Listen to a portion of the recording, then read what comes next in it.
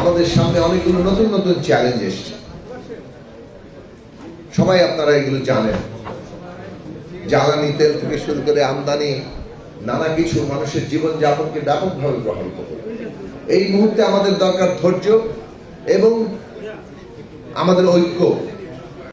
একই সাথে আমরা আমাদের দীর্ঘদিনের এই যে প্রতিষ্ঠানগুলোকে ধ্বংস করে দেওয়া হচ্ছে, আমাদের এখানে ব্যাংক ব্যবস্থাপনা পুরোপুরি বিপর্যস্ত করে দেওয়া হচ্ছে, অর্থনীতিকে একটা খাদের কিনারে নিয়ে যাওয়া হয়েছে। এই অবস্থান থেকে কিভাবে বাংলাদেশকে আবার আমরা একটা উন্নতির দিকে নিয়ে যাব, কিভাবে একটা বিকশিত অর্থনীতির দিকে নিয়ে যাব, কিভাবে ব্যাংক সহ পুরো আর্থিক ব্যবস্থার উপরে মানুষের আস্থা তৈরি হবে, এবং সবশেষে শিক্ষা, স্বাস্থ্য, কর্মসংস্থান ইত্যাদি প্রশ্নে মানুষের জীবনে সত্যিকার উন্নতি তৈরি হবে।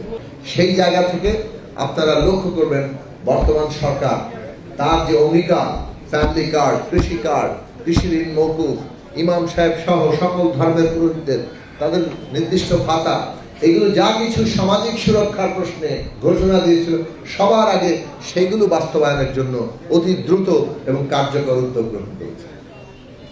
তার মানে মানুষকে স্বস্তি দেওয়া, সেটা হচ্ছে সরকারের প্রথম লক্ষ্য।